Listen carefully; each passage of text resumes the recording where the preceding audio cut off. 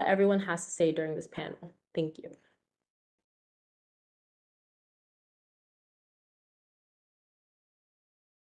All right, thank you so much, Maria, for those introductory remarks. I am now going to ask everyone to participate in a quick icebreaker. Zaina? Hi everyone, my name is Anab and I'm also a member of CCRB's Youth Advisory Council. I joined the CCRB Youth Advisory Council because I want to give a voice to young people's experience in the policing system and improve the criminal justice system as a whole. We ask everyone to participate in our icebreaker where everyone can share which country they are in by dropping a pin on a map. We have put the link in the map in the chat. Once the page is open, please click the large purple plus button and type in to submit where in the world you currently are located. You have a total of 2 minutes to do so.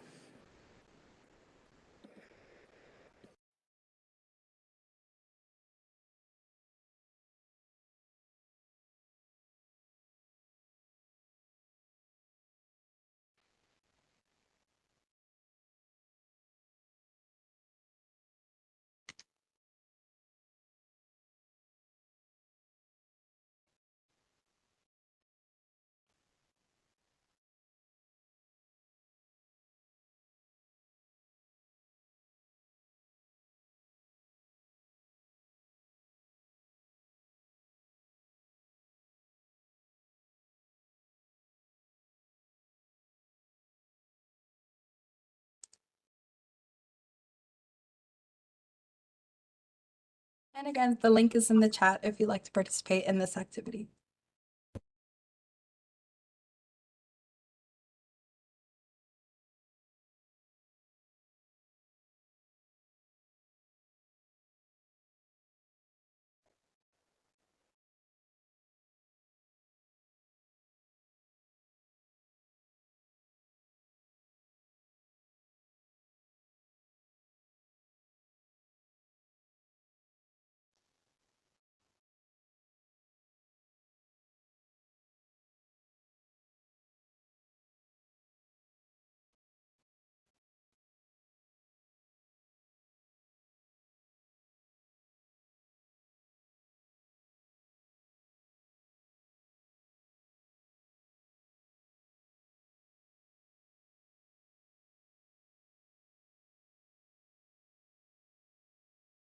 All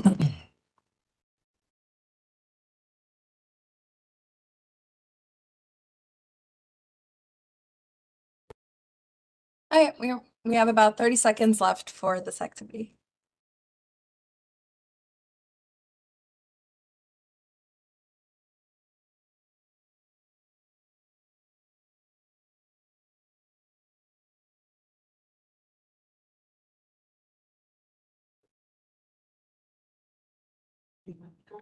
Yeah, I got it.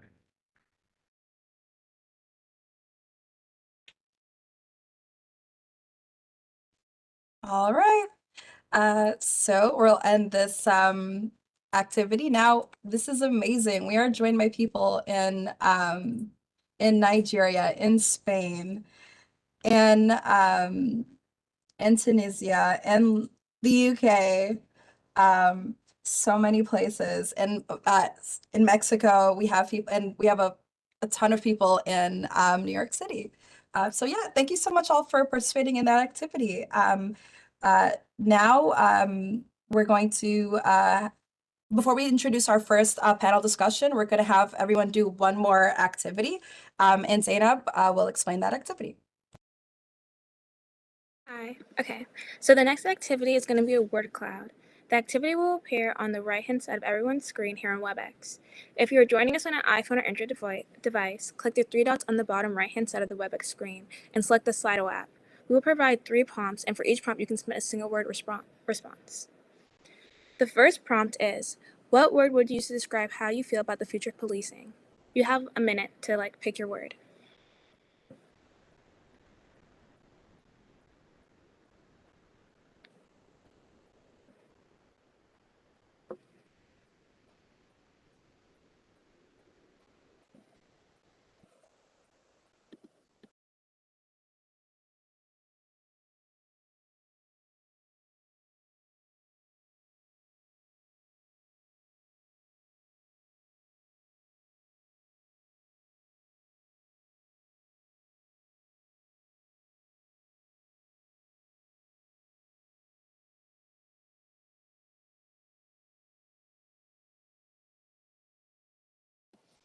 Okay.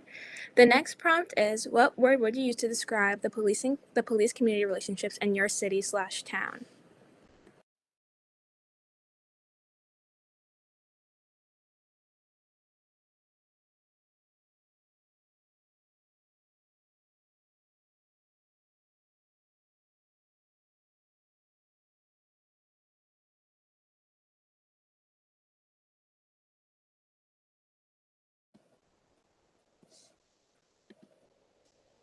The word cloud is now available.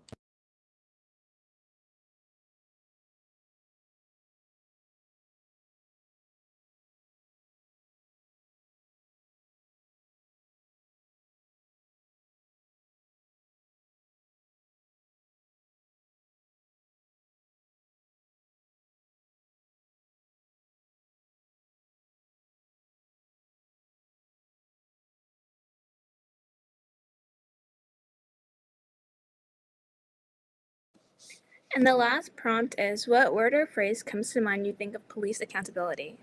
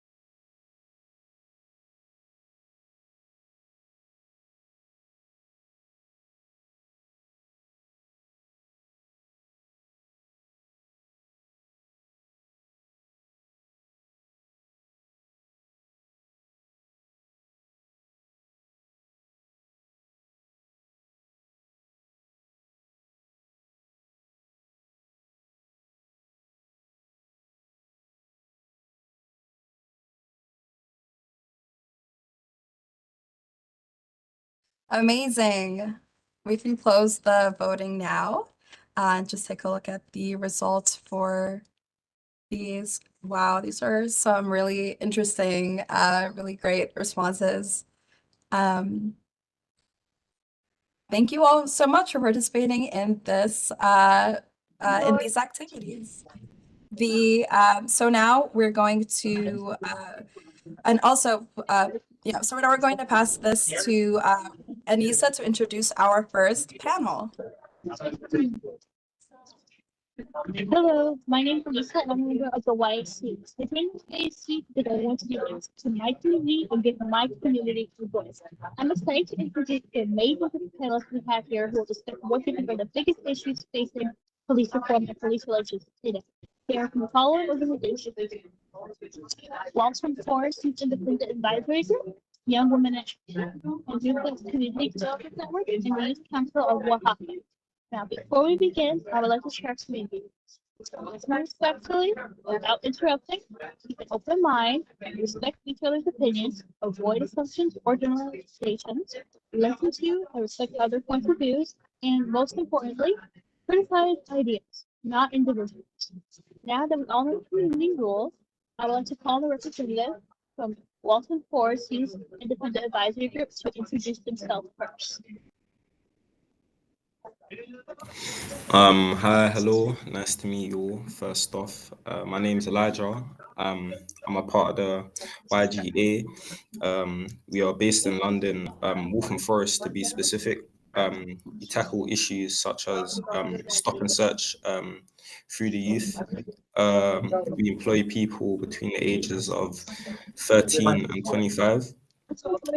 Most of our people back here that we work with have hands-on experience with the police, so we get a better idea of how to actually combat issues in our borough.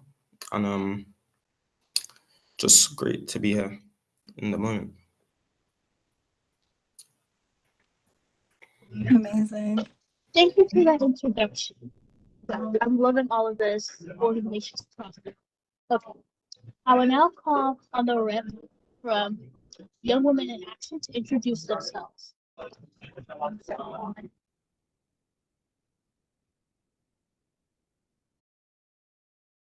Um, okay, I will now call on the rep from the Newport Community Developers Network to introduce itself.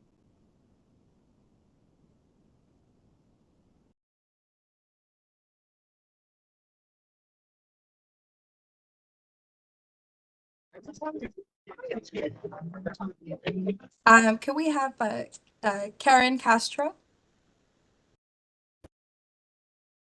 Hola, mi nombre es Karen Castro, soy abogada feminista y filántropa en México y en México no es novedad que la población no cuenta desgraciadamente con creencia en la policía. Cerca del 51% de la población mayor de edad no siente una confianza con el sistema policial debido a que existe mucha desconfianza a los altos índices de corrupción, impunidad, violencia y brutalidad policial que existen en México. Ser activista en México y ser activista joven y ser mujer, desgraciadamente, es correr peligro para el Estado mexicano. Y estoy muy contenta de poder estar aquí el día de hoy y nada, gracias por invitarme. Hi, so thank you so much, Karen. We'll be translating some of what Karen said.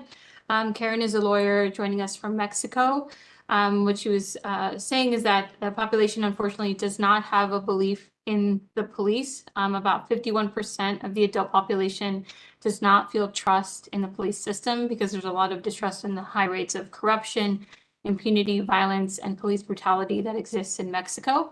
And for her to be an activist in Mexico and to be a young activist and to be a woman, unfortunately, it runs a danger for the Mexican to be there in the Mexican state. She's very happy to be here today and thanking you all for inviting her.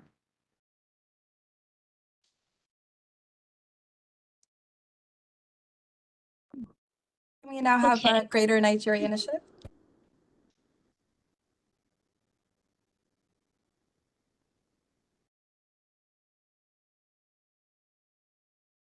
Everyone, and good evening from Nigeria.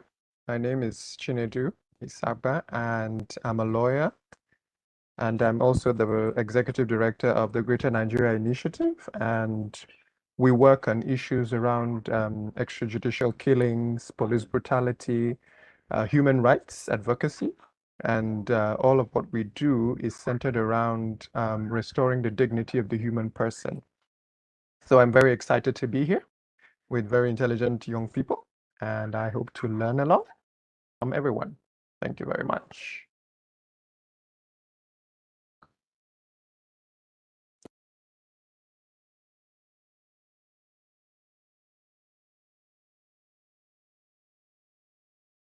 All right. Anissa, if you can introduce our next panelist. Okay, sorry for the difficulties.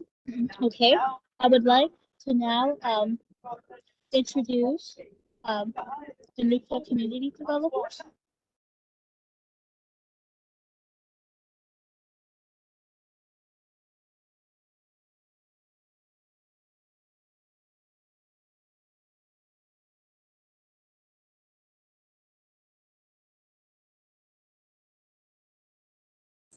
KL, if you can introduce yourself. Hello, I'm Kayla Randall. I am a youth representative from yours, Youth Opportunities Underlining Solutions. We are focused in helping struggling citizens in New York, specifically in the Bronx borough, who have dealt with police brutality, loss of homes, etc. I hope to have a wonderful discussion with you all.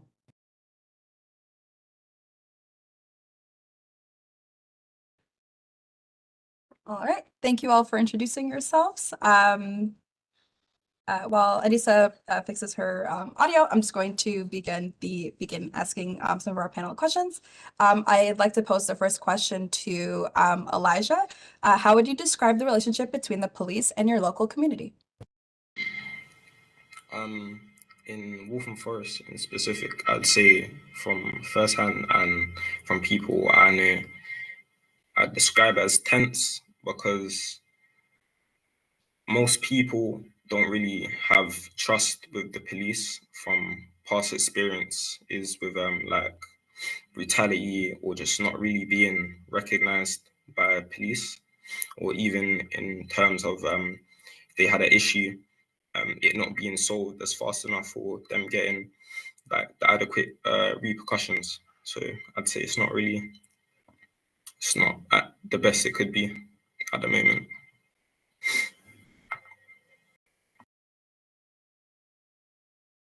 Okay. Would anyone else like to share out?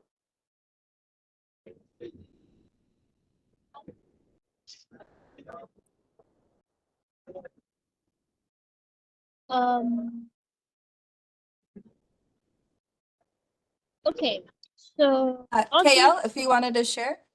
Yes. So I would like to add on like I completely agree. While there are police officers who do try their best to keep our community safe, our relationship with the police is very complicated and very complex because it essentially there have been several instances of tension and mistrust between the community members and the police.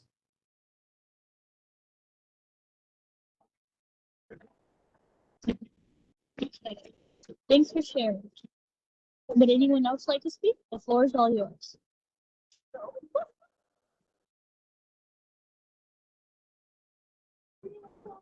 Okay, so on to the next question. What do you think the role of the police should be in your community or country?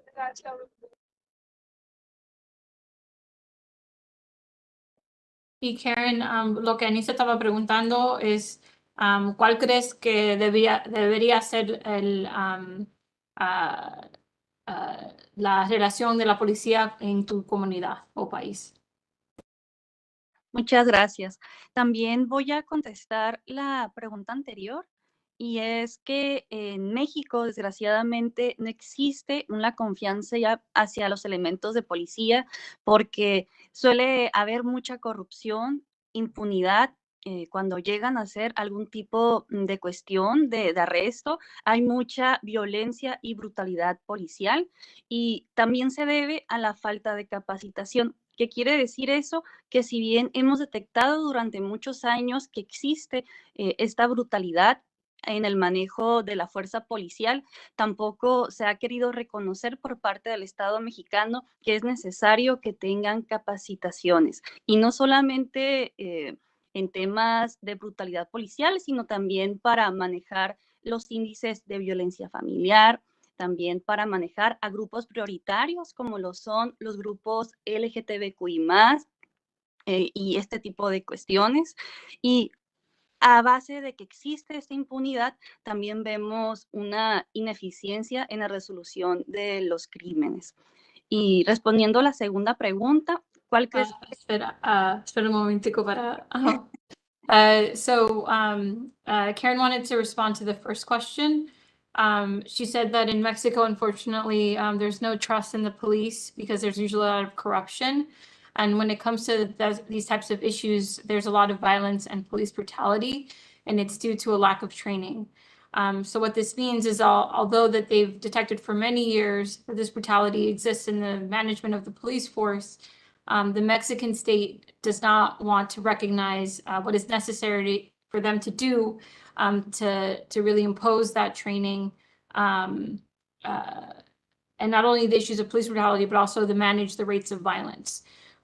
She also mentioned that also to handle some of the groups that have more priority in regards to facing a lot of these issues, including LGBTQ groups, where these types of issues are based on the fact that there isn't much unity, and to also see the inefficiency to resolve some of the crimes and answering some of these questions and concerns.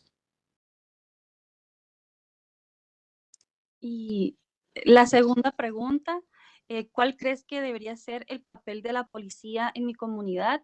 Pues el papel ideal fuera que primeramente se centraran en el papel de proteger a la ciudadanía y de servir a los ciudadanos, ¿no? Muchas veces se llegan a ver a la ciudadanía como ciudadanos de segunda, cuando pues debería tener este papel muy claro los agentes de policía, que son pues precisamente, ¿no? Trabajadores del pueblo y trabajadores de la ciudadanía, y que existiera un mayor respeto por los derechos humanos, y que al contrario de ver como una cuestión que ocultar, trabajar en estas deficiencias que existen dentro de la corporación, para así no solamente ayudar a la corporación, sino también ayudar a prevenir el delito, porque se va a promover en la ciudadanía la confianza de denunciar, porque sabemos que no existe la corrupción, y que nos van a ayudar precisamente a obtener justicia.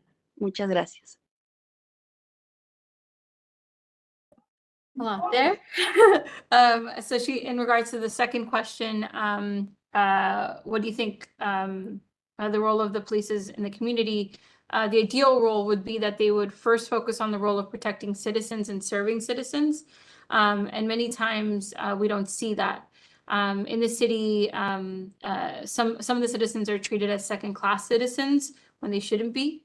The police, people are precisely, they're not working for the people and for the citizens, and that there should be a greater respect for human rights. But, you know, there's a question of hiding that, and to work on these kind of deficiencies that exist within this entity and organization. We would really need to start helping with one component of it is to prevent crime, because it would promote trust among citizens to even report the crime to the police, because a lot of the citizens, that distrust is broken because the citizens believe that there's a lot of corruption in the force. And that would be a way of really maintaining trust and justice. Thank you very much. I want to take a moment to welcome one of our other panelists from Exodus Transitional Services. If you want to say hello.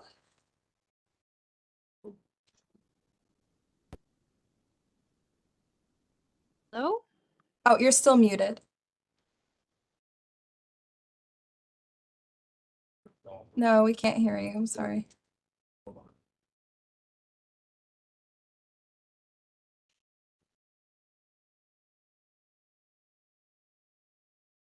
It's still muted, yeah.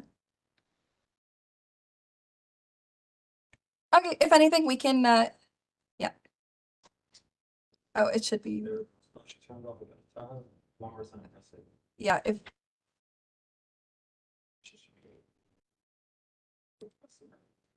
okay. There she goes. Oh, we still, yeah, Kashmir, we still cannot hear you, but,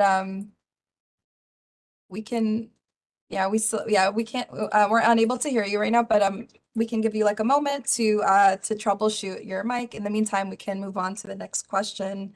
Our next panel question, Anissa, if you want to share that question.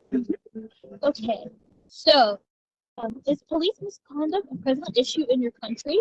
How are police officers held accountable for misconduct in your country? Please take it away. Would anyone like to speak?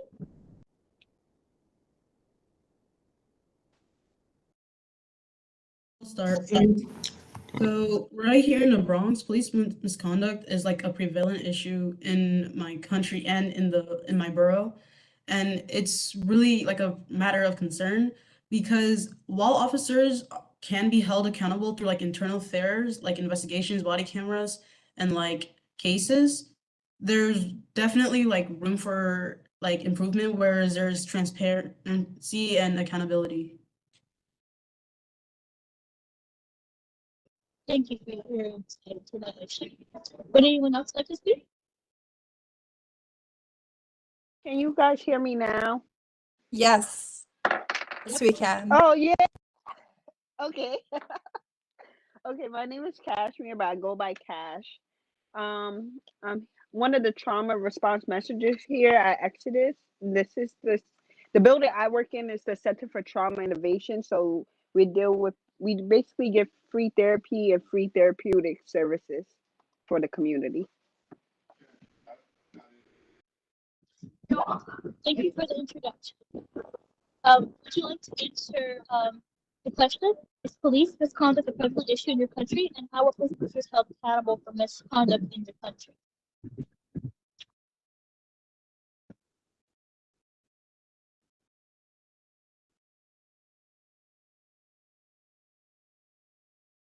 Yeah.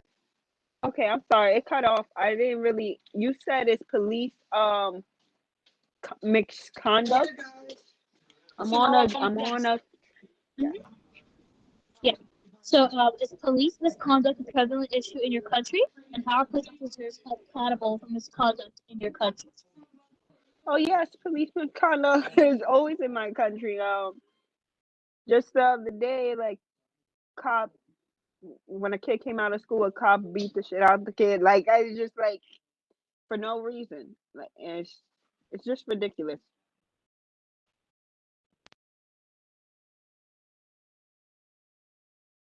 Would anyone else like to speak? I'd like to speak on that question if I could. I think police misconduct in my country is an issue more so on the part of the way they treat people, not more on the part of violence. I feel like in the UK, it's more of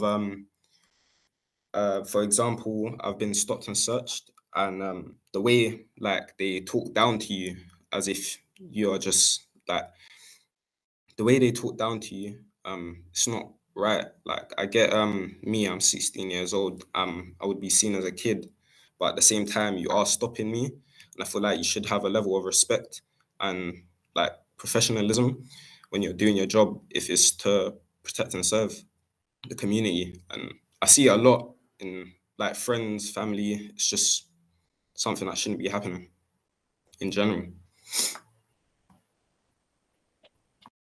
Thank you so much for that. Would anyone else like to answer? Okay. With that, let's move on to our next question. Okay. Do you think the police is adequately addressing concern of police misconduct? Why or why not?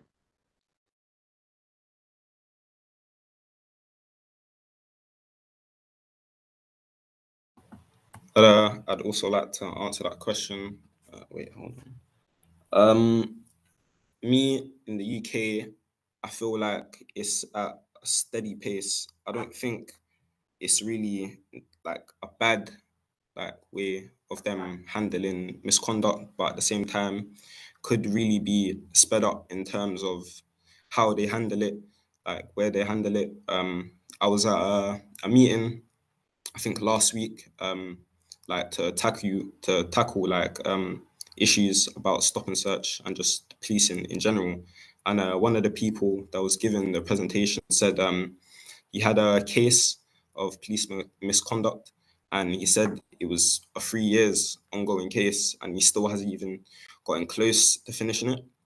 So I feel like if they really put more time and effort, maybe money, research into like how to fix that issue, it'd be a lot better for the community and the country as a whole.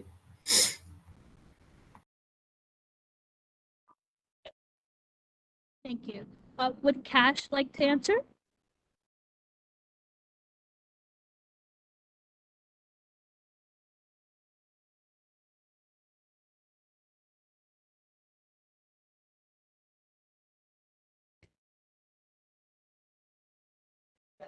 Okay, let's move on to our next question. What does police accountability mean to you?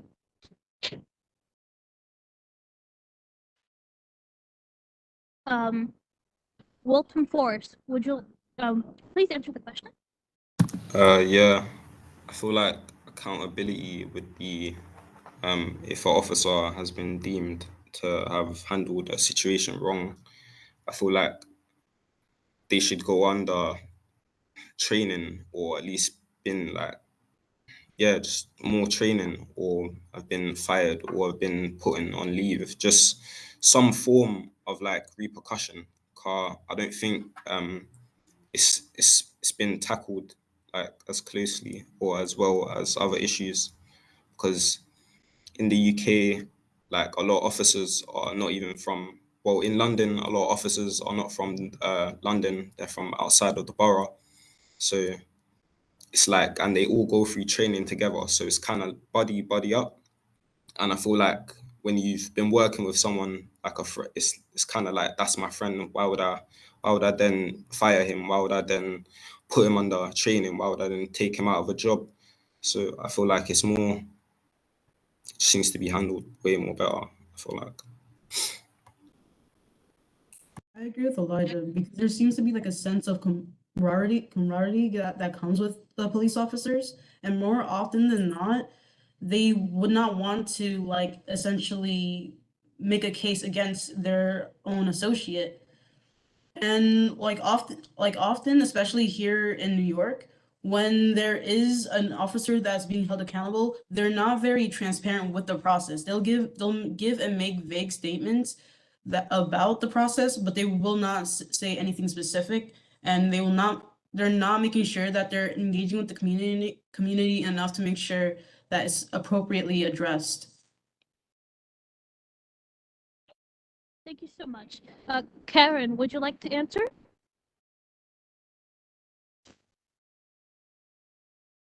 No. Okay. Well, on to the next question. So, Yahaira, if you could translate the question for Karen.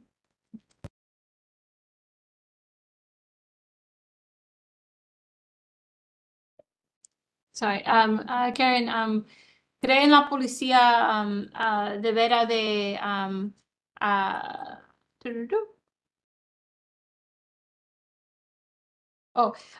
para la accountabilidad de la policía, ¿qué significa para ti?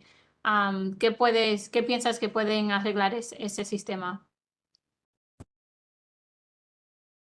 Yo creo que para que como ciudadanos empezamos a creer más en la policía, primeramente hace falta que sean ellos capacitados al momento de atender emergencias prioritarias.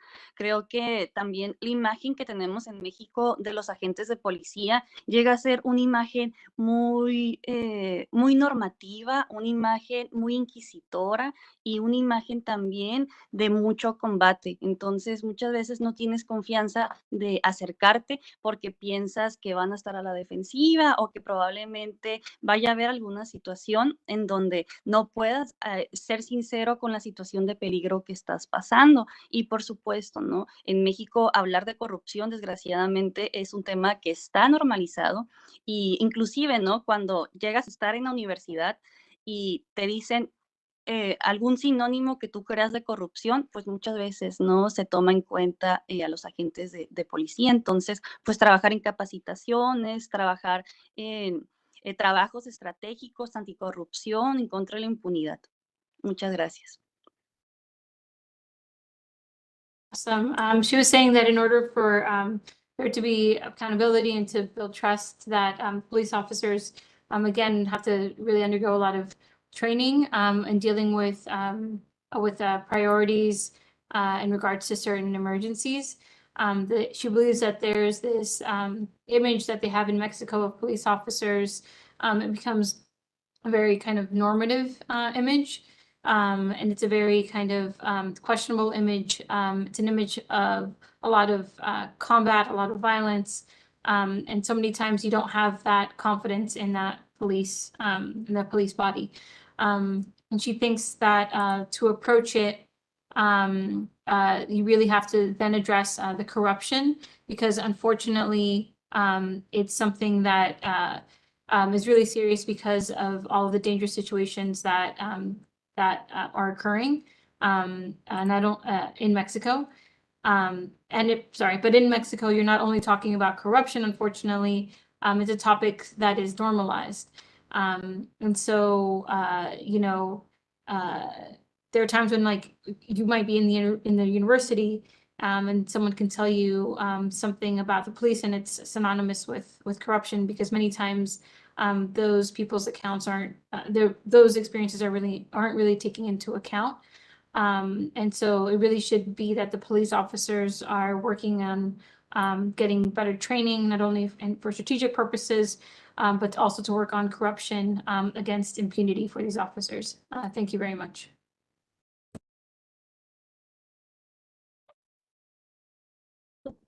Thank you so much for your insight. Okay, next question. In the UK and in other countries, the police do not carry firearms. Is this an effective strategy to prevent police misconduct while still? I'm sorry, we're gonna have Kashmir talk first. She raised her hand. Go ahead, Kashmir.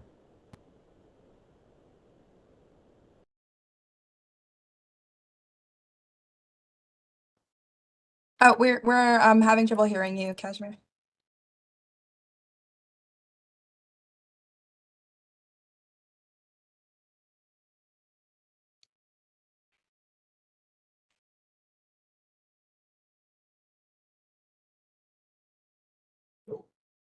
We're still unable to hear you.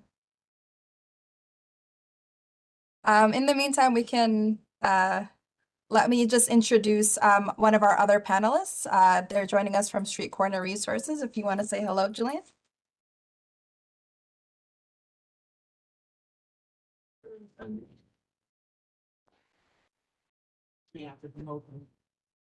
Okay.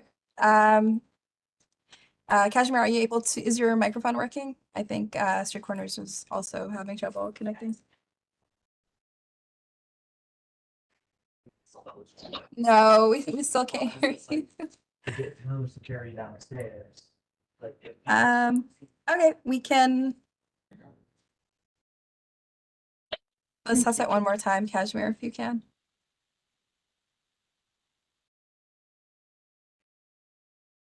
If not, we can get back to you, Kashmir, while you figure out the what's going on with your microphone. But yeah, I'd like to have Anissa ask one last question before we start accepting questions from the audience. So if anyone wants to ask a question to any of our panelists that we have right now, please submit your messages to CCRB Q&A. That's the thing. Yeah, so you can, feel free to send her direct messages with your questions, and then we can ask those questions to our audience. Anissa, do you want to ask the final question? Okay. So in the UK and other countries, the police do not carry firearms. Is this an effective strategy to prevent police misconduct while still allow the police to carry out their duty? What would you want your country to implement?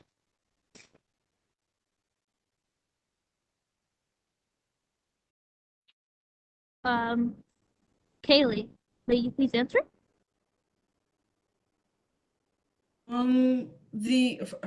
Considering the UK's approach of not like arming their police officers can be effective. However, you also have to take into consideration like the specific needs and challenges that a country like faces, because certain countries or certain countries may struggle more than others when it comes to gun-related laws, especially in the US where gun control is a huge problem.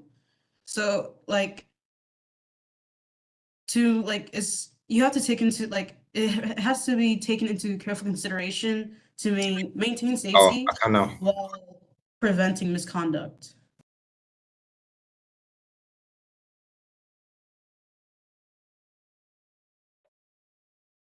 Forrest, may you please answer?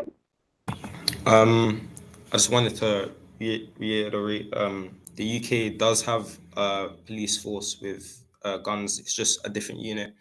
We have a firearms unit, but you are right, in most police officers don't have firearms. But I also feel like it's still an issue, because I'll give you an example. A rapper from the UK named Gully, he was arrested for a murder charge, and while he was being arrested by a firearms unit, he was naked at the time, and they wouldn't allow him to get dressed. So I feel like there also needs to be like a level of respect. I don't know if in other countries they'd allow him to get dressed, but in the UK, if a firearms unit tells you to do something, you have to obey it. You can't move in any other way, else they'll just shoot you. I don't know, but I'm assuming they will. But yeah, can't really argue or do anything. You just have to do what they tell you to do. So I feel like that's also a big issue. Can't really reason with them. So yeah. Thank you. And may the question please be translated for Karen. Yes. So Karen, la pregunta es que en el the UK, en Inglaterra y otros países, la policía no tienen pistolas. ¿Tú crees que es una estrategia efectiva para prevenir la policía en haciendo cosas malas? Y después, si tú crees que es una estrategia efectiva para prevenir las cosas malas de la policía, a la misma vez, al mismo tiempo permitir que la policía cumpla con su deber. Le gustaría que si a usted le gustaría si tu país implementara esta política que tiene Inglaterra. Creo que fuera lo ideal, ¿verdad? En precisamente el tratar de llevar políticas públicas en forma de pacificación, creo que es una gran idea en política pública. Sin embargo, la realidad que vivimos en México nos arrebasa en el sentido que muchas veces grupos criminales como lo es el narcotráfico tienen muchísimo mayor ventaja en cuestión de armas. Entonces creo que si bien es cierto, fuera lo ideal que en México los policías dejaran la cuestión de armas, yo creo que sí bajarían bastante los índices de violencia que tienen con la ciudadanía. Sin embargo, la realidad del crimen que existe en México no solamente es un crimen ciudadano, sino que también hay criminales que cuentan, ¿no? con armas muchas veces hasta de mucho mayor calibre que los policías. Entonces creo que mucho más adelante tal vez estuviéramos hablando de esta política pública para México, pero en este momento yo pienso que también sería debilitar la fuerza policial. Awesome. She thinks in general that it is a great policy idea. However, to carry out this type of public policy, it's ideal. But the reality is that they live in Mexico and they're overwhelmed by many times the sense of with the narcotraficantes, like the groups that are the drug cartels, and a lot of drug trafficking. They have a lot of greater advantage in terms of weapons, so they have a lot more weapons at their disposal. So although she thinks that it would be ideal for the police in Mexico to instill that policy and have these weapons, set aside, she believes that the rates of violence that is experienced within the citizens would significantly decrease. However, the reality is that crime still exists in Mexico. And it's not only crimes between citizens and police, but police and drug traffickers. She also believes that there are a lot of there may be criminals that don't have weapons, but many times a lot of those interactions with the police being armed can really escalate those types of dynamics. So she thinks that much later down the line, it would definitely be something to take up this policy, take it up to the public. In an ideal world, would be great to implement it, but at the moment, it would weaken the police force. Okay, thank you so much to our panelists for this very insightful, very interesting discussion. I do want to just take some questions from the audience that were submitted. The first question is, so someone said that they are from Uganda and they would like to ask the panelists if there are laws that prohibit police brutality in your country. If so, what does the government do in respective of what does your government do in order to discipline officers who may have engaged in police misconduct? Does anyone want to volunteer to respond first? Oh, Kashmir? Sure. Would you like to unmute? Oh, we can't hear you. We still can't hear you. Okay. And Karen, I'll just translate it for you. Alguien preguntó si existen leyes que sancionan los agentes de la policía si ellos incurran una mala conducta policial. Yes. Kashmir me parece que levantó primero la mano. Let Kashmir go, because you raised your hand first.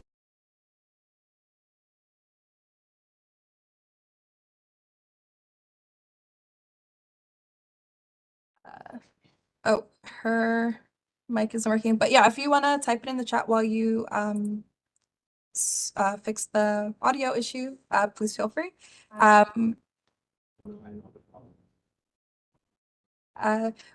Would any of our other panelists like to, Karen, if you can respond to this question. En México sí existen leyes que sancionen a los policías, pero les voy a ser muy sincera, realmente no se llevan a cabo. De hecho, les voy a platicar una pequeña anécdota. Yo me presenté con ustedes como abogada feminista porque en mis inicios inicié con marchas, apoyando precisamente a las compañeras feministas de los colectivos. Hace unos años, precisamente aquí de la ciudad donde estoy, había una presidenta municipal que desgraciadamente pues no tenían una perspectiva feminista en ese momento y hubo una marcha en donde las compañeras feministas protestaron de forma pacífica colocando en el Palacio de Gobierno anotaciones, ¿no? Acerca de una noticia de un feminicidio porque habían asesinado a una compañera. Llegaron los agentes de policía por órdenes del director precisamente de policías y se llevaron a las compañeras sin preguntarles qué estaban haciendo. Ellas, como les comento, estaban haciendo uso de una manifestación pacífica, pero se las llevaron. I'm going to reiterate for them to send it. Muy bien. Y se llevaron a las compañeras atropellando derechos humanos y muchas de esas compañeras eran menores de edad. Al final del día, después de quejas que se pusieron, logramos remover al director precisamente de los policías, pero fue solamente pues haciendo precisamente utilización de las leyes que se tienen en México para poder sancionar este tipo de conductas. Entonces sí existen, pero difícilmente se llevan a la práctica.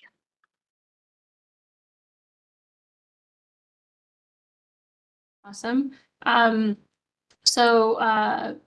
She was saying that in Mexico, there do exist some laws that sanction police officers in regards to police misconduct. However, she wanted to share a small kind of story. At the beginning, she introduced herself as like a feminist lawyer.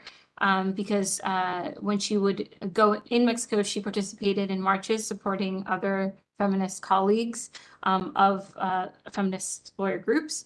A few years ago, there was, in the city where she was in, there was a municipal leader who unfortunately did not have or support like the feminist perspective. And at the time, there was a march where the feminist folks and colleagues protested peacefully by placing notes at the respective like municipal palace.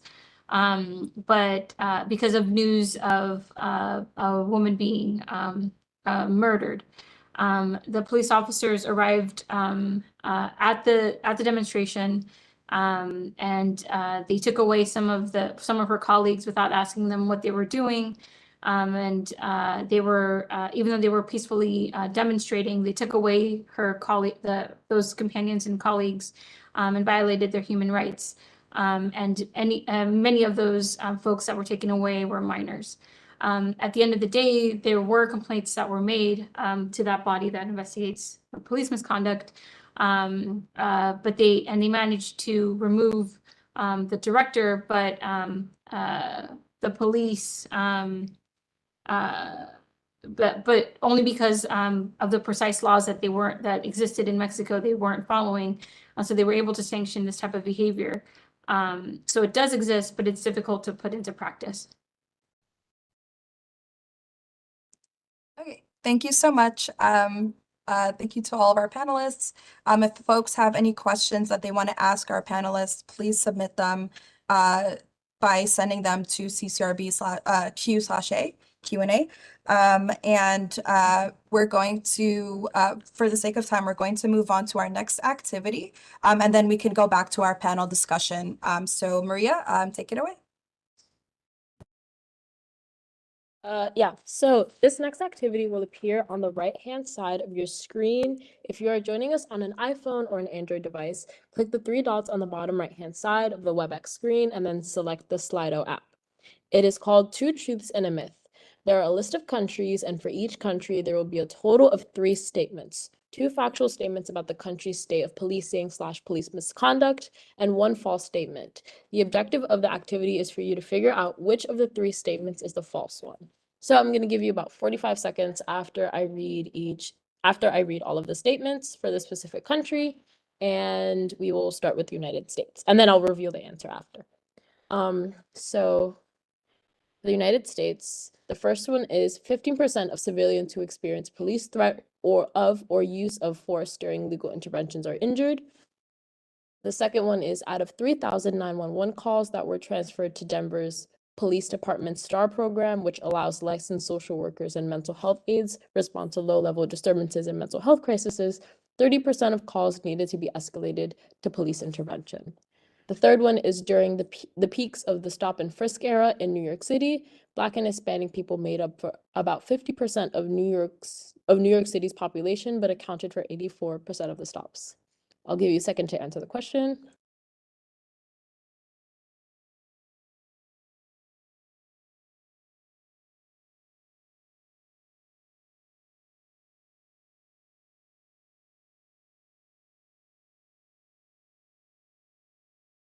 Okay, time to reveal the myth. So, statement 2 is the myth. None of the calls were actually escalated to police intervention. Okay, let's move on to the next country. So, for France, statement 1 is young men who are perceived to be Black or Arab are 5 times more likely to be stopped for identity checks than the rest of the population. Statement 2 is French Algerian community members of Nanterre explained that police are known to be violent with children as young as 13 years old, which makes children often run when they see police officers. The third statement is only half of France's municipal police officers are sworn agents and carry guns. I'll give you a second to answer.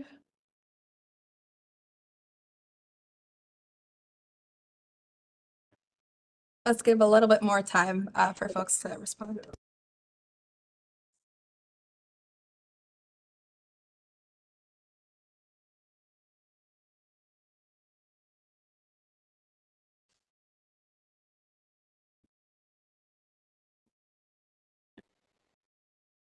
Okay. For France, statement 1 is the myth. They are actually 20 times more likely. Now let's go to Hong Kong. The first statement is after the police's violent handling of the 2019 anti-government protests, there has been effective police reforms enacted. The second statement is, according to the Hong Kong public opinion polls, 80% of the population supports the idea of an independent commission of inquiry that investigates police misconduct.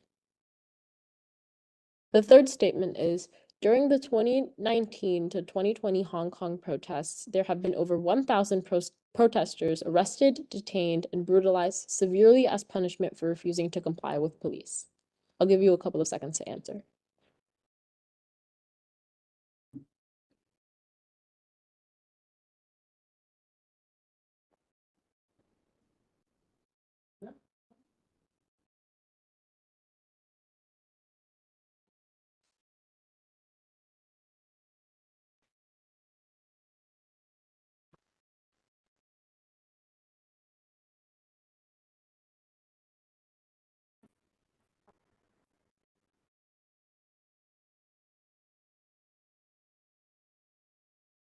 So, for Hong Kong, statement number 1 is the myth.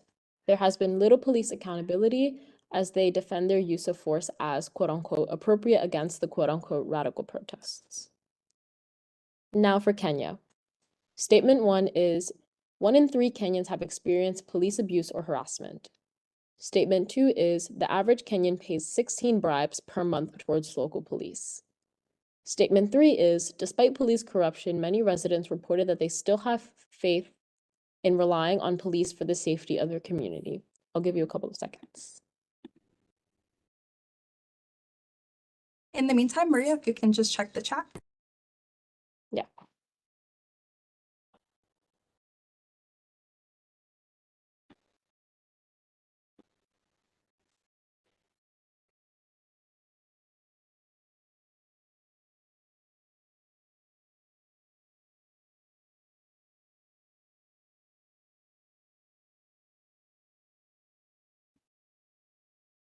Okay, so for Kenya, statement number 3 is the myth. Many residents reported that they rather rely on community members for safety rather than police officers. Now for Nicaragua. The president of Nicaragua has complete control over their police departments. Statement 2 is the government utilizes police to intimidate pro-democratic voices with violent repression against the Nicaraguan people. Statement number 3 is the Nicaragua National Police has one of the lowest men to women ratios in the world. I'll give you a couple of seconds.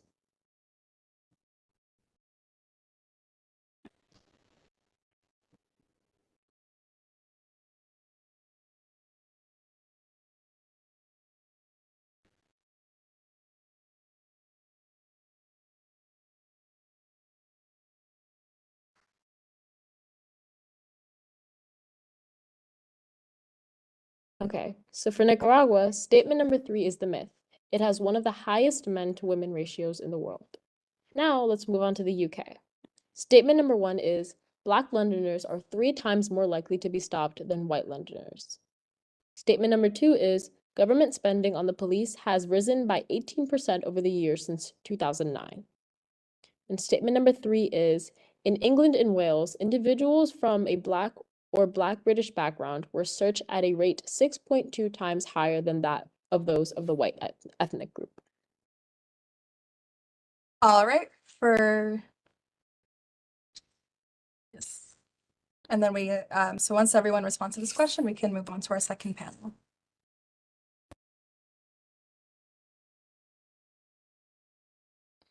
Okay. For the UK, statement number 2 is the myth. Government spending on the police has dropped by 18% over the years since 2009. All right, amazing. Thank you so much, everyone, for participating in this poll and this activity. I definitely learned a lot about policing in other countries so far from these activities and from hearing from our wonderful panelists. We're now going to begin our second panel, which will be questions about solutions to improving police community relations. I'd like to ask Street Corner Resources to introduce themselves. Can you hear me? Yes. Okay, hi. My name is Julian Miles. I'll be representing Street Corner Resources today. And can you just repeat the question for me one more time, please? Oh, it was just introduce yourself first, and then Oh, we'll okay. get into the questions after. That was Amazing. All right, and we are still joined by Elijah. We're joined by Kashmir. We're joined by Greater Nigeria Initiative and by Karen. Maria, would you like to begin our panel discussion? So our first question will be, imagine you're a policymaker in your city. What are 3 actionable steps you would suggest changing police towards youth that could go into effect tomorrow?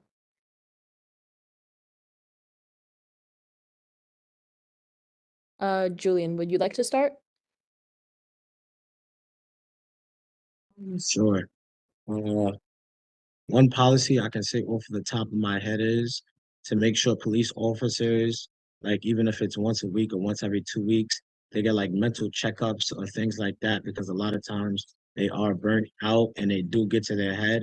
And sometimes when they can't take no more, they take it out on innocent civilians that doesn't need to be hurt or in a situation at all. Okay, thank you for your response. Would anyone else like to go? Can you guys hear me now? Yes. Yay! Okay. Can you repeat the question, please? I'm so sorry. Yeah, no problem. So the question is, imagine you are a policymaker in your city. What are 3 actionable steps you would suggest changing police towards youth that could go into effect tomorrow? Towards youth. Okay, so I feel as though if you wanna talk to the youth, don't have your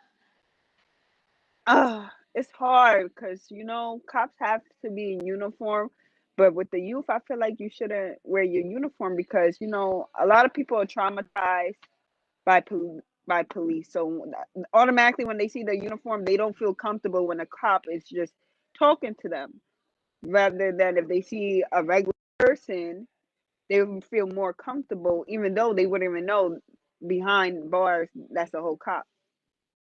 That's one. That's all I got. Okay. Thank you for your response. Would anyone else like to go? I'll go. One solution I can think about is youth engagement, which is ensuring that police officers receive specialized training for dealing with the youth and learning de-escalation techniques in order to not escalate the situation further in which either party gets harmed, and understanding the psychology behind younger teens and adolescents so that they're able to handle situations with younger people more effectively. Okay. Thank you for that insightful answer. Would anyone else like to go?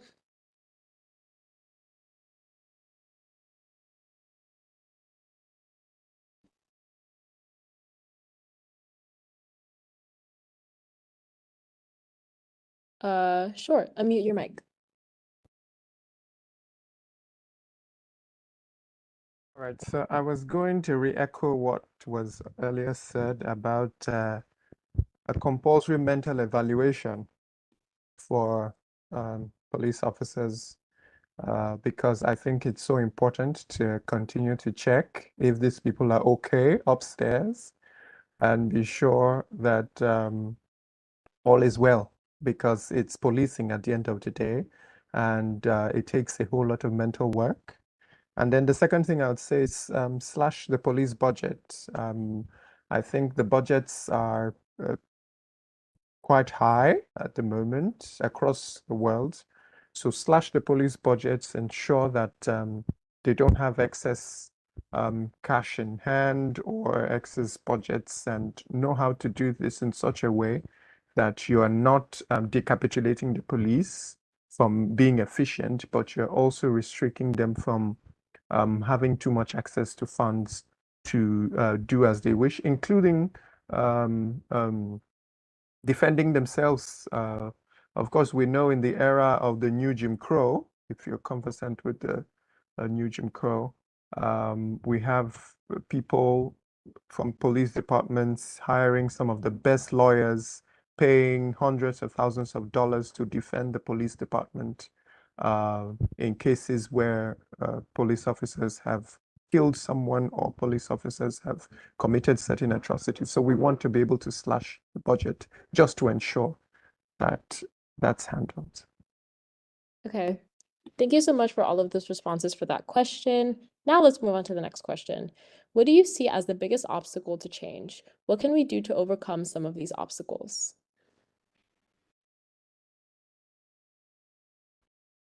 Okay, can I? Yeah? Yeah, you may.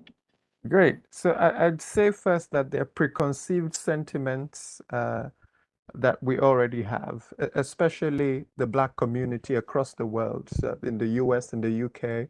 I believe that as a Nigerian myself, there's so many Nigerians in the US, there's so many Nigerians in the UK, quite a population in the US and in the UK. I think the largest Black population in the US are Nigerians and Ghanaians, and so also in the US and the UK and the US.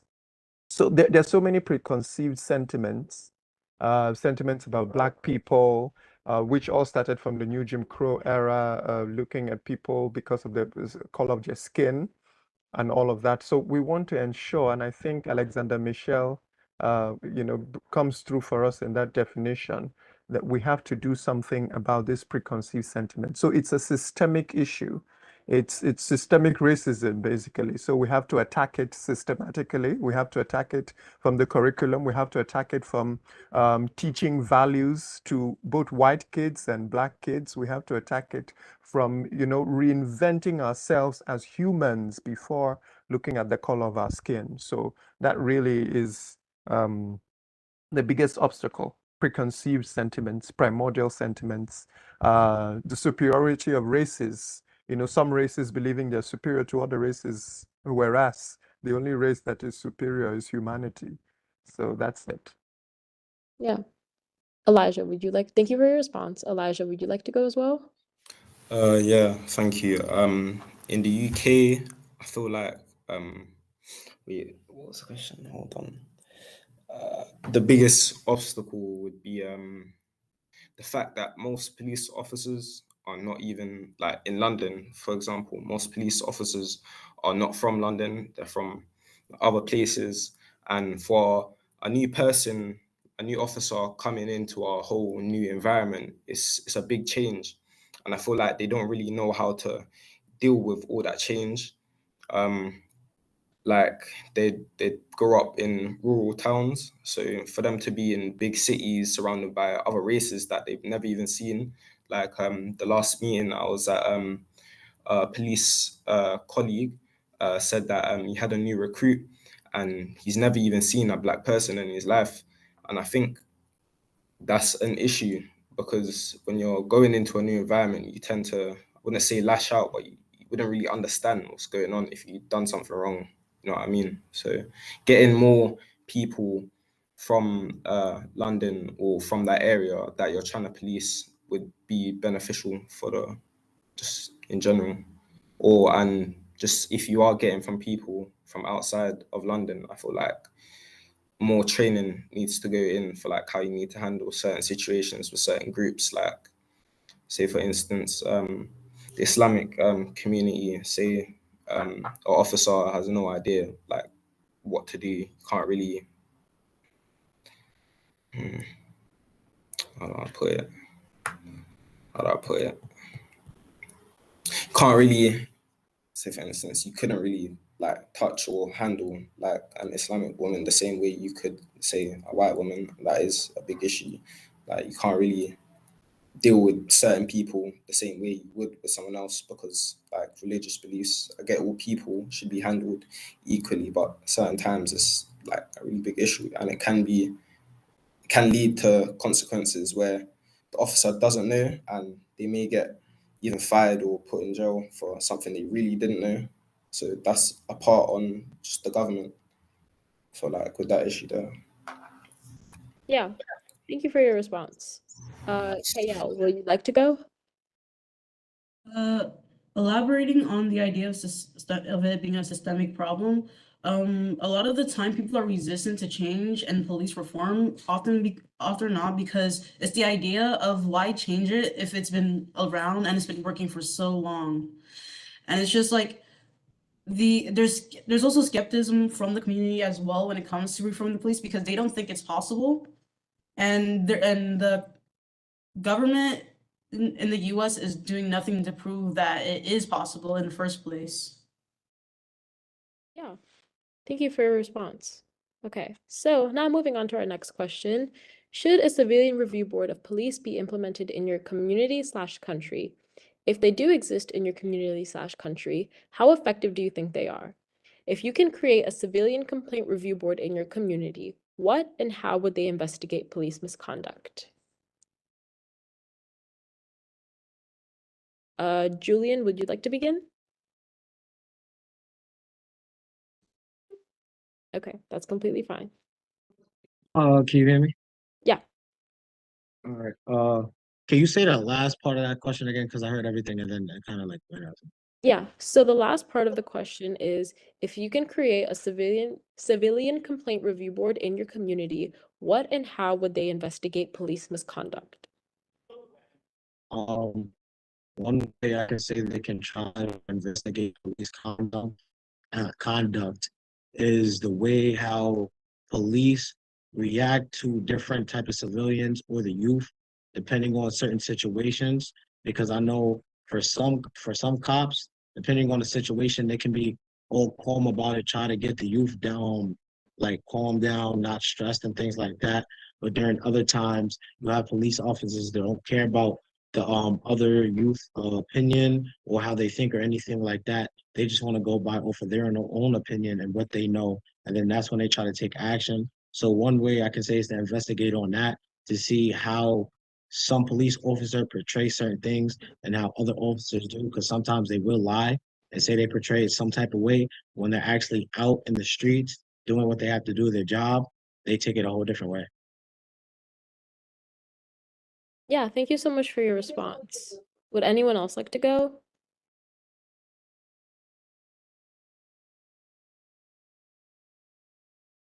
Kashmir, I think Karen. Yeah, keep going. Yeah, it's okay. so. I think that for a civilian review board to work, it must have significant power to implement its resolutions, because whatever resolutions come forward from the work that they do would, end up in some paper on some desk and would never be implemented. So if, say, we could, for every issue that arises that comes before the complaint board, you can be able to get signatures, 5,000 signatures, and this is going to be the action. 10,000 signatures, and this is going to be the action. So it's going to be people driven, it's going to be people centric, and it's going to give the people some power, a say over what happens in your community. Okay, thank you so much for that response. Kashmir, would you like to go next?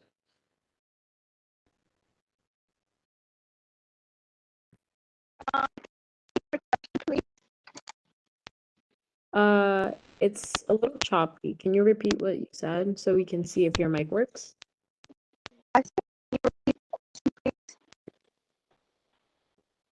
I'm so sorry, but we can't hear you. If you would like, I think we can hear you better now. Would you like to try again?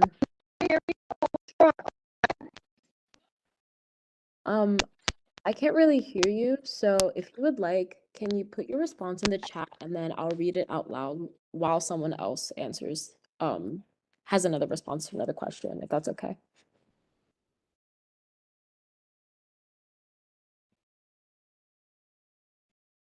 Okay. Karen, would you like to go?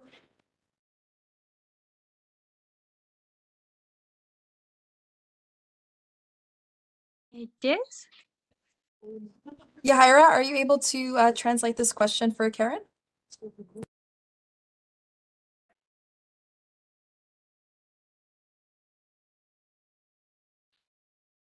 Sorry, can you repeat the question?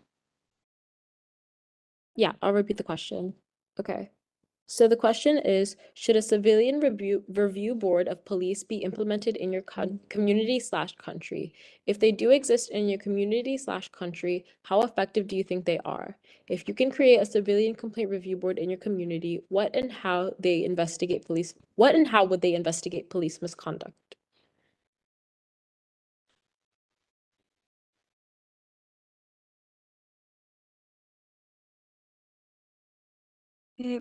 ¿Pudieran hacer la traducción, por favor? Sí, I'm sorry, I was muted. Debería implementar una junta civil de revisión de la policía en su comunidad o país. Si existen en su país o comunidad, yo sé que usted estaba hablando de eso anterior, ¿qué tan efectivos cree que son? Si puede crear una junta civil de revisión de quejas en su comunidad, ¿cómo tú piensas investigar la mala conducta de la policía? Primeramente, fuera una gran idea, sin embargo, que las personas que intervengan dentro de esta investigación sí tengan mecanismos de seguridad, porque muchas veces lo que pasa cuando intentas precisamente denunciar a un servidor público o en este caso a un servidor agente policial, pues pasa mucho lo que se llama represión. ¿Qué quiere decir eso? Que te persuaden para que desistas de denunciar. Entonces, fortalecer los mecanismos ya existentes de protección de derechos humanos, en donde si tú llegas a estar como parte en una investigación policial, pues también se te protejan tus derechos y, no sé, ¿no? Contar con mecanismos externos, por ejemplo, asilo en caso de que la estructura del gobierno mexicano pues no sea lo suficientemente activa, que es precisamente uno de los mayores problemas que tenemos aquí. Perfecto. La parte, como comenzaste, mi nota no lo escuché bien. En la primera parte. Que serían muy buenos mecanismos y que ya existen mecanismos parecidos en México. Sin embargo, que sí sería sumamente importante el fortalecer los mecanismos ya existentes de protección de testigos, en donde si tú eres parte, por ejemplo, de algún tipo de investigación policial, se te protejan tus derechos humanos y en caso de que el Estado mexicano no te resguarde tus derechos humanos, pues puedas tener como mecanismos externos, ya sea oportunidad de asilo o alguna situación en donde se te pueda proteger de forma integral. Awesome. So she's saying that there are mechanisms that exist in Mexico. However, that those things can be strengthened. And it's extremely important to strengthen those mechanisms in order to protect the civilians. She says that the existing mechanisms, however, with the people that conduct these investigations, there are some mechanisms in place. But what happens at times is that there's a negative reaction to those public servants. And in the cases of police officers, there's a lot of repression that happens. So she says that there are some folks that dissuade you from reporting and participating in the process. And a way of strengthening it is to strengthen already existing mechanisms to protect human rights. And if it were to be a part of the police investigation, that would be great to really ensure that trust, and also to ensure that when folks file a complaint, they know that their rights are protected, so that they don't have to count on, ideally these external mechanisms in regards to this oversight, and that the structure itself, like within the American government, needs to be more active to really address these bigger problems. And yeah. Okay. Thank you for your response. Gracias para tu respuesta. Real quick, I just wanted to take a moment to welcome Yvette from Zambia. She's was one of our panelists. She just had some connectivity issues, but I'm so glad that you were still able to join us. Would you like to just quickly introduce yourself, and then we can have you join in the discussion?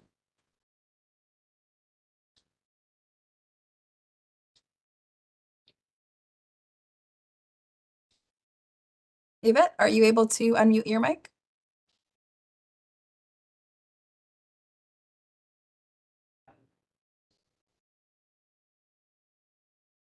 Okay, looks like she may be still having technical issues. We can move on to the next question until she's ready to go. Okay, great. So the next question is, what recommendations would you give your local police force to improve police oversight? So KL or Elijah, would one of you like to start? I'll start. To improve police oversight, probably enhance training, which is like more like establishing, going further into like ethics, morals, and like I mentioned this previously, but also like de-escalation tactics and like being sensitive to people's cultures. Okay, thank you. Elijah, would you like to go next? Nah, yeah, I just want to add on to what they said. I feel like more training also would be beneficial because I know in the UK, most people like around my age, like most people in general, don't really like the police, and anytime they see a police officer, if they're getting stopped or just them talking to them, it's always hostility and almost harassment at the same time, like from both parts in certain cases. Um, so I feel like um, most police officers, when they encounter like a teenager, and the teenagers, I'd say being rude or aggressive to them, like verbally, in certain cases, like they don't even try and de-escalate the situation at all. It's more like it's just back and forth from both, and I feel like there just needs to be a lot more professionalism when it comes on their part. Your job is to protect and serve, and I feel like there just needs to be more training in that area, even weekly, monthly, yearly, just more. Okay, thank you so much. So I see that Yvette just got back on. Would you like to introduce yourself quickly and then I'll restate the question?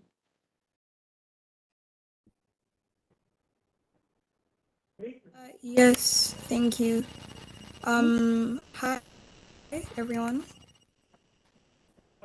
Hi. I'm Suilanji and I'm representing Zambia. Yes, thank you. Kindly restate the question. Okay, so our question is, what recommendations would you give to your local police force to improve police oversight?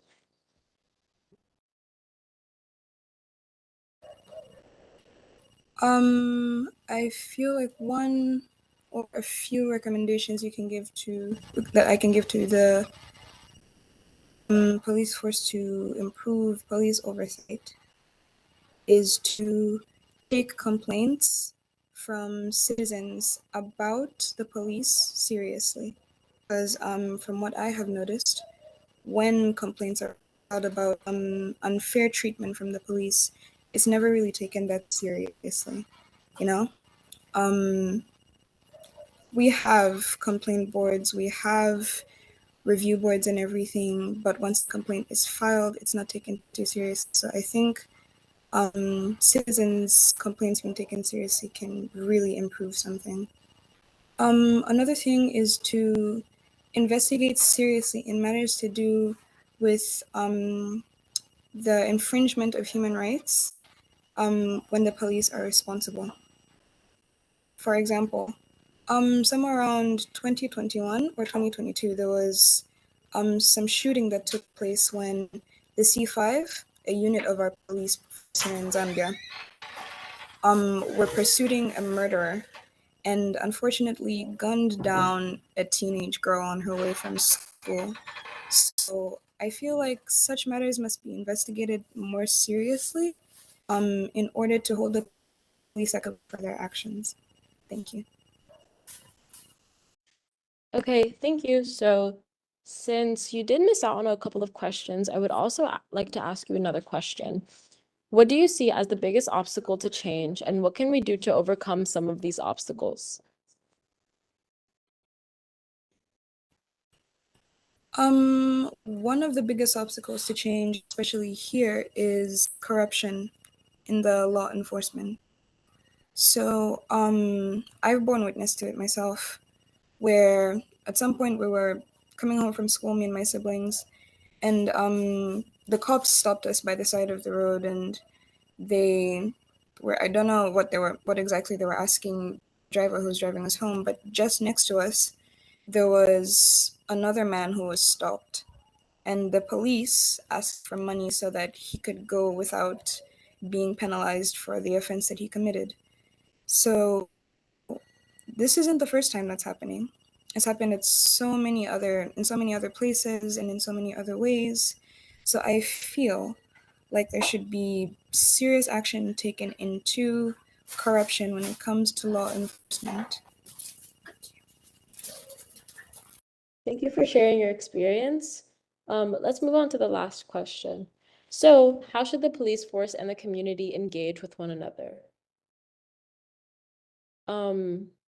Julian, would you like to begin? Yeah, let's start with this one.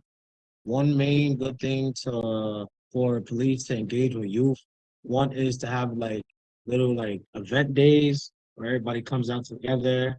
There's like board games you can play, basketball, things that youth have interest that the police also does, because that is another way to talk to people without like trying to feel offended or some type of way, or however somebody may take it. Like certain events that can help other people. Okay, thank you so much. Kashmir, would you like to try again?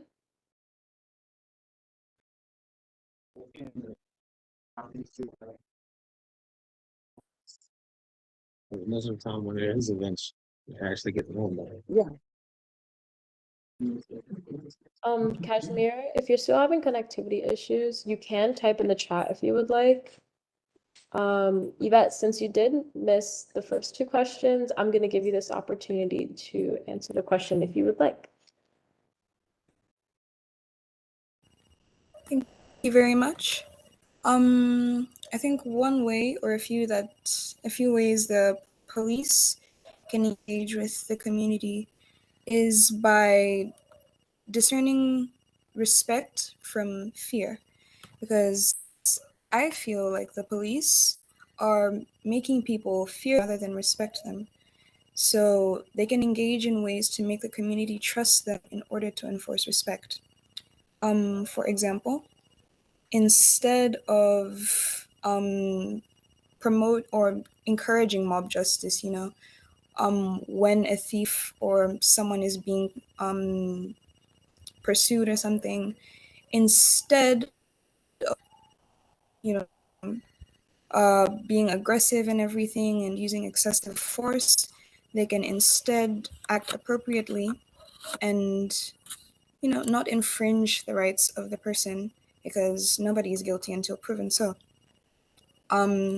They can engage in certain activities such as educating youths about the police force and what it does in order to create an interest in youths, so that maybe they can be a police force that works better with the community off of the education that they have gained. Yes, thank you. Okay, thank you so much. Would the representative from the Greater Nigeria Initiative like to respond to this question?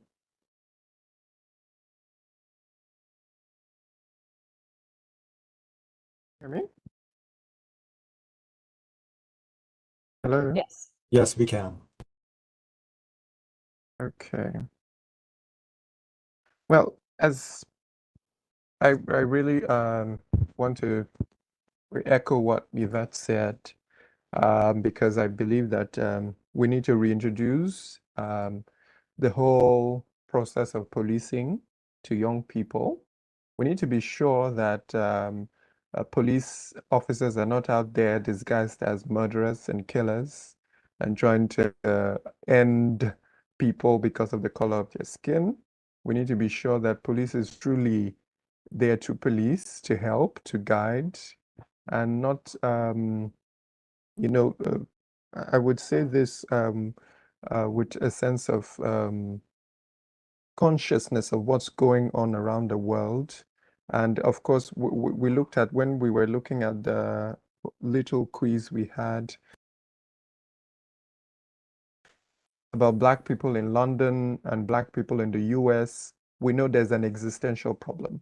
So we should not shy away from the problem. We should not run away from the problem. We should not deny the problem, but we should look for conversation spaces on how to discuss the problems and seek solutions. And you do that by conversations.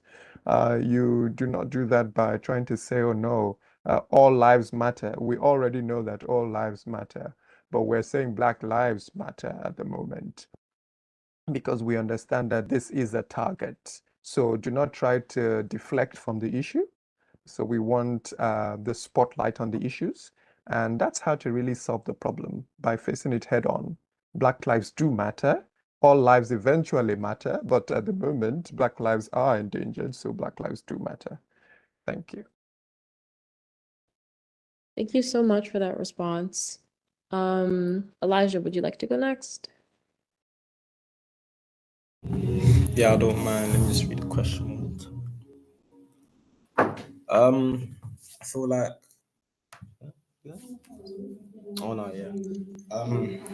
I feel like there should be a lot more like interactiveness with like the community. Because me myself, I'd say when I see a police officer trying to talk to me, I kind of get fidgety because I do automatically assume that it's they're trying to find something like against me. Because I wouldn't say in most cases, but in most cases it is that. For what I've seen from like friends and family, but it needs to change. I feel like what we could do, maybe like local football games, we could have police there, like even in the stands cheering on, or just have I think there was even like they used to do meet your local police officer. It was like they put it in the newspaper. I feel like they could bring back that. It was like just a picture of the police officer, like he would patrol your area, about him, where he's from, what he likes, his hobbies, like just something to get more in touch, make the police officer feel like a human more than just some guy that's trying to arrest you or some guy that's trying to do you harm. So yeah, I feel like that's a way we could actually move forward with like that topic. Yeah, I completely agree. Karen, would you like to go next? Por el momento, no. Okay, está bien. KL, would you like to respond to this question? Yeah, sure. I agree with everyone with the idea of a community, like creating community, because as Elijah mentioned, there was a relationship between the community and the police officers back then. However, they failed to continue and represent that relationship well into current times. And I feel like it's like allowing for an open dialogue and like actual feedback from the community and where people can like voice concerns and provide input and where the officers can affirm people of their concerns would be one of the best ideas to like start like establishing a relationship properly. Thank you for that response. Kashmir, would you like to go next?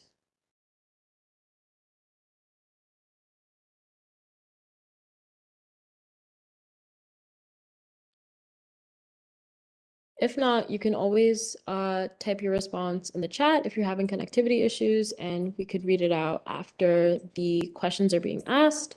But now I would like to end our panel discussion here to see if any members in the audience have any questions for you.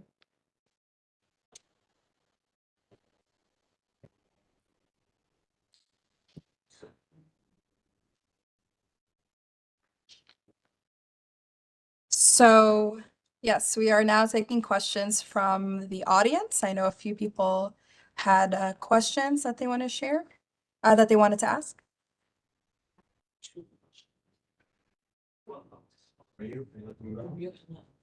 Yeah, good. So the first question is from Kevin. He is representative from Assembly Member Udoka Tapia. I'm 25 years old and legislative director for an elected official in New York State. Thank you to everyone who is a part of this. I feel humble being surrounded by young community leaders. You are an inspiration, not just to me, but all good people working to find public solutions. My question is, what public policies would you like to see implemented in New York State if you are from here or nationwide regarding these issues? The panelists, youth, and anyone from the panelists can speak.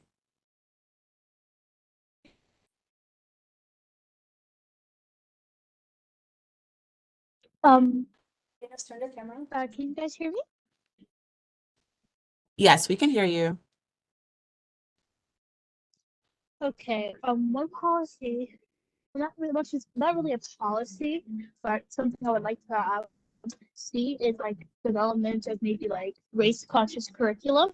So like with a lot of things, like police, well, the U.S. I'm not so sure about other countries, but it was founded on racism, and that still stands today. And there's a lot of unlearning to do because it was like a Band-Aid was put on the wound instead of, like thorough education and like racism unlearning. I feel like there needs to be, maybe some curriculum or some training officers go through where, they discuss like, just because someone's like this color, they're not gonna hurt you or they're not a threat.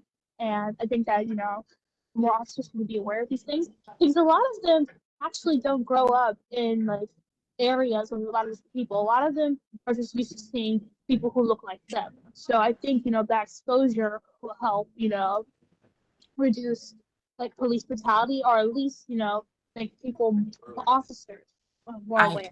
I totally agree. Thank you, Anissa. The next question is from Akawasi. What are some organizations in the UK that we can connect with here to partner on initiatives related to gun violence?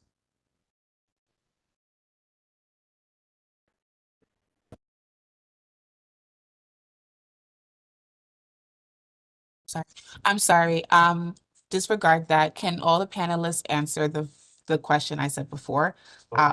What public policies would you like to see implemented in New York State if you are from here or nationwide regarding these issues? So what public policies would you like to see change in the future?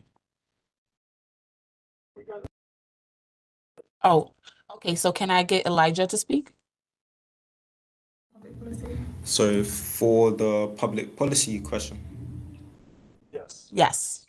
um, I'd say just like health screening when it comes to police officers and their mental states, because I forgot who said it, but like they said, like police officers do get burnt out in certain situations because I get their job is stressful. Sometimes you do need to take breaks. It's a very tense time, like when they're out on patrols or just life in general, because there is a lot of hate and stigma towards them. So just checking up on them to see how they're doing and making sure that they're in the right mental state to actually go out on patrol, I feel would actually be better, like a really big impact. So That's a that's a great answer. I appreciate that. What about KL? Well, I do have no knowledge of organizations in the UK. I can answer the previous question. For policies that I would implement, I would probably implement, like, I've said this before as well, de-escalation training, like mandated de-escalation training so that they can minimize the force they use while trying to arrest or put a person in a police car. And also like the banning of like chokeholds and strangleholds, which can injure the party and leave their neck injured. Mm, great answer so far. Can we get Karen? I see your hand up. Voy a responder la pregunta también de las políticas públicas que pudiéramos implementar al futuro y pues vamos a hablar sobre todo sobre la perspectiva de género, que es que los agentes de policía entiendan el el contexto sociocultural de las víctimas de violencia. Fíjense que me tocó trabajar en fiscalía y trabajábamos mucho de la mano precisamente con los departamentos de policiales. Entonces nos llegaba a pasar que en muchas ocasiones los agentes de policía en violencia familiar no solamente se llevaran al agresor, sino que se llevaran también a los niños, ¿no? Dentro de las patrullas, creando con ello pues también traumas, ¿no? Específicamente en las infancias. Entonces, pues sí, hablaríamos de trabajos estratégicos que estén en constante capacitación los agentes de policía y que entiendan que las personas pues vivimos en interseccionalidades, ¿no? Precisamente, hablar de perspectiva de género, hablar del respeto a las garantías y los derechos humanos y por supuesto también al respeto de la identidad, ¿no? Como en el caso de las personas LGTBQI más. Awesome. Thank you.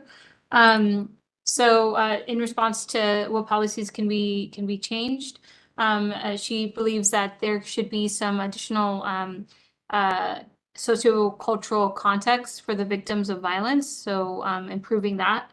And then she noted that in her previous work at prosecutor's office, she worked hand in hand with police departments and helping that. But what happened on many occasions is that the police officers that were there in regards to any kind of domestic violence issues took away the aggressor in that domestic violence situation, but they also took away the children, and not just and took away the children, and that in and of itself created a lot of trauma with those with the youth. So not specifically just in that, childhood, but you can obviously see that throughout. So yeah, she thinks that a lot of the strategic work that could happen, that the police officers can, a lot of the strategic policies that can occur with police officers is that in really improving the training, and then especially including that it is a constant training, so that they understand the people that they're interacting with. They're also their intersectionalities, not only just from a gender perspective, but from all perspectives, so that they can guarantee their human rights, and also treat them with respect for their identity. Thank you, Karen. That was a very great explanation. Muchas gracias.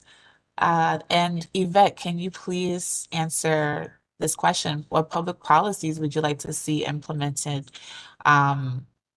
You're not from New York State, but what about in Zambia? What public policies would you like to see changed or implemented there? I think one policy I would really love to see changed or implemented is a citizen review board. I think I mentioned this a bit before.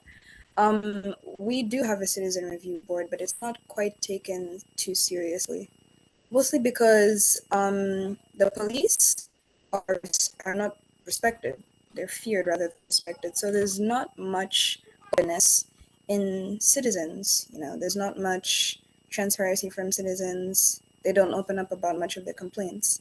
So I feel like maybe the police can lower down on the violence and the brutality that they induce on citizens, so that there can be more openness from citizens and a citizen review board can be taken more seriously. Thank you. Oh, thank you. That definitely is a great answer. And then for our UK folks, what are some organizations in the UK? What are some organizations in the UK that we can connect with here to partner on initiatives related to gun violence? Before we go into that question, I'd like to have Julian respond. I see that his hand is raised. Thank you. One thing I can say that they should enforce with the policies if they don't have it already, is to keep the body cams on when they're on duty at all times, just because of the fact that anything could happen, and most of the time, knowing that police officer, like how they move with certain things, they would cut it off because they know if that certain footage was to get out, it could alter and create a lot of problems for different reasons why. And that's one of the main reasons why a lot of people pull their phone out and start recording it, things like that. One, because 9 chances out of 10, the body cam is off. And two, they don't trust what the police officer is going to do just because of background history of other things. So I say they should really implement having body cams on all the time while they're on duty. Thank you. Thank you for that. I'm sorry I missed your hand. I agree as well. And we'll go on to our next question. What are some organizations in the UK that we can connect with here to partner on initiatives related to gun violence?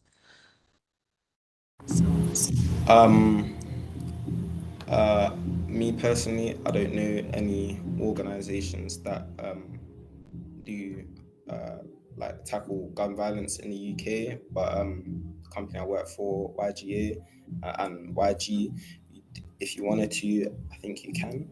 Yeah, you can. We don't specifically target gun violence, but we do help in terms of stop and search and just police in general. So if you wanted to get in contact, you can. Yes, please. If you can put your information in the chat so that way us here in the US and all over can partner with YG, that will be very appreciated. So thank you, Elijah. On my end, there is no more questions. We have We have a couple of people with their hands raised that have questions for our panel. We're just going to unmute Jabril Sunama.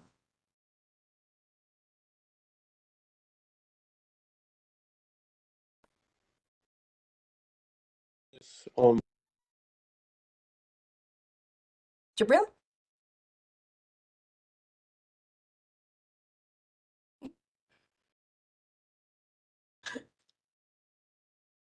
I don't know if Jabril, you should be able to speak now. Hi, I'm Jabril. This is my first time on this webinar.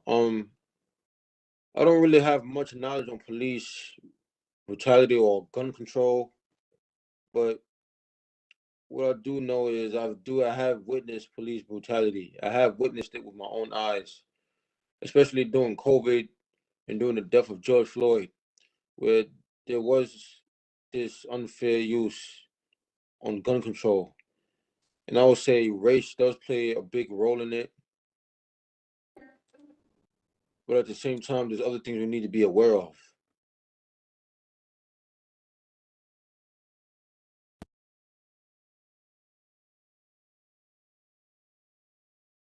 All right, thank you so much for sharing those thoughts.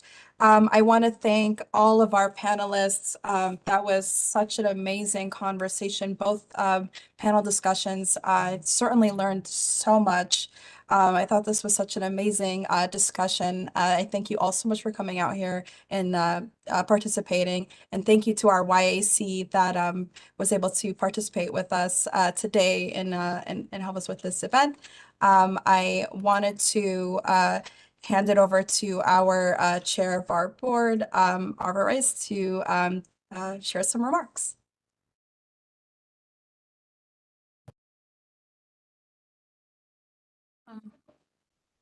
Yeah, but looks like the audio might be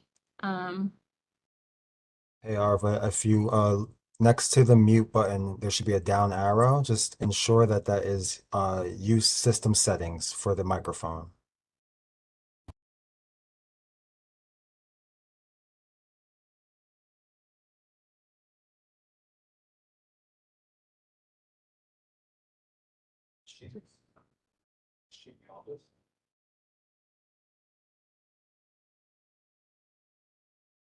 She's still muted.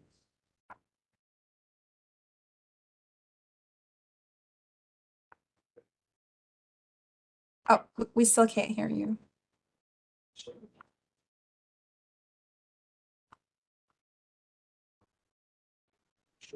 The yeah, we unfortunately we still cannot hear you.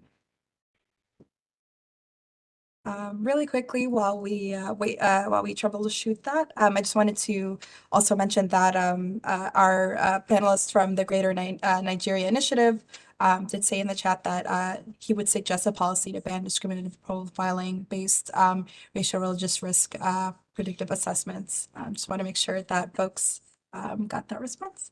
But yes, Arva, are you able to share remarks?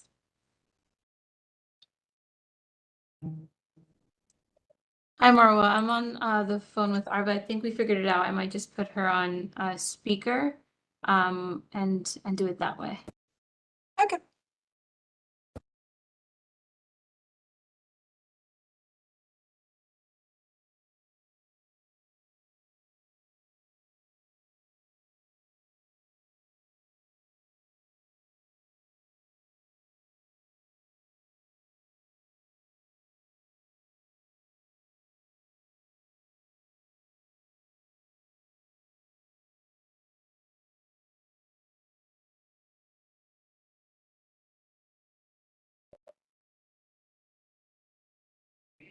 I think we can hear you now.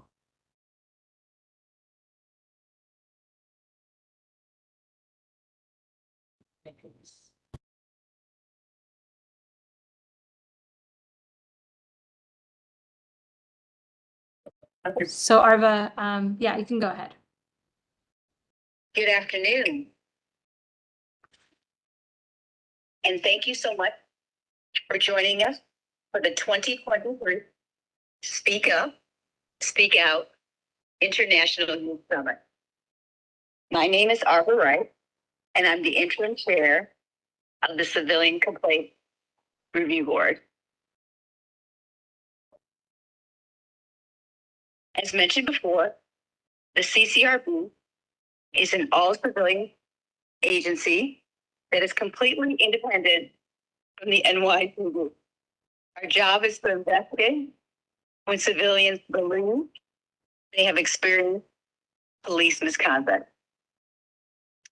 People should not have to worry about being late to work because officers are stopping them due to their zip code or the color of their skin. We want New Yorkers to know that the CCRB is here to hold officers accountable and root out misconduct.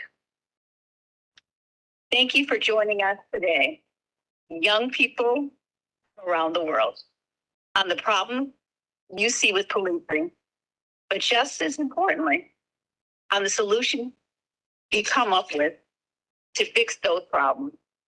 Thank you for sharing your experience and ideas on how to improve our systems globally.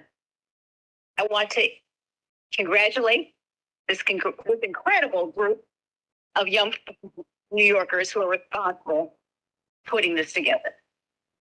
The YAC is an impressive group of young people who are passionate about improving safety and policing in New York City. It is not an easy feat to gather so many diverse and valuable perspectives from all over the world to shed the light on the importance of policing.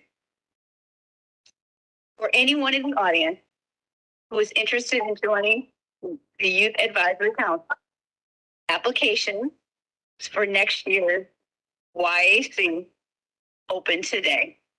And we welcome all those between the ages of 10 to 18 to apply. Thank you again to all who have joined and participated in the evening's event.